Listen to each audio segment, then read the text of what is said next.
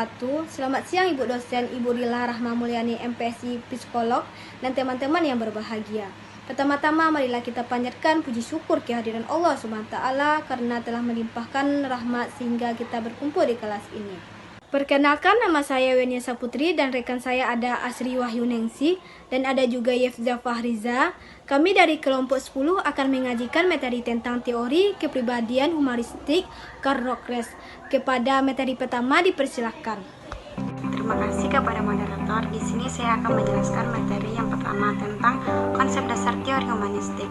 Teori humanistik menekankan pada potensi individu untuk berkembang dan mencapai aktualisasi diri. Rogers menganggap bahwa setiap individu memiliki dorongan batin untuk mencapai potensi penuhnya. Penerimaan diri dan pengalaman diri merupakan elemen kunci dalam teori ini. Selanjutnya yang kedua ada struktur kepribadian. Struktur kepribadian dibagi menjadi yang pertama, self atau diri. Ini adalah inti dari kepribadian seseorang. Rogers membagi self menjadi dua bagian. Yang pertama, self yang diidealisasikan atau ideal self, dan self yang aktual atau actual self.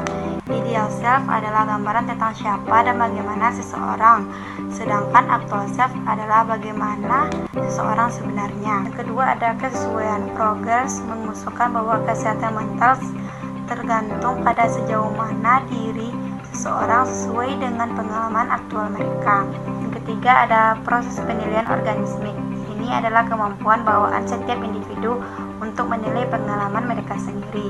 Rogers percaya bahwa individu secara alami cenderung menuju pertumbuhan dan aktualisasi diri. Proses penilaian organismik membantu individu memahami apa yang baik atau buruk bagi mereka sendiri, serta menciptakan motivasi untuk menuju pertumbuhan pribadi. 3. Dinamika kepribadian. Dinamika kepribadian dalam teori Rogers terkait dengan proses aktualisasi diri, di mana individu berusaha untuk menjadi versi terbaik dari mereka sendiri.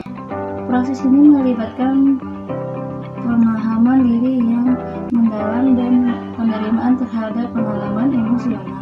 Baiklah, saya akan menjelaskan materi keempat dan kelima.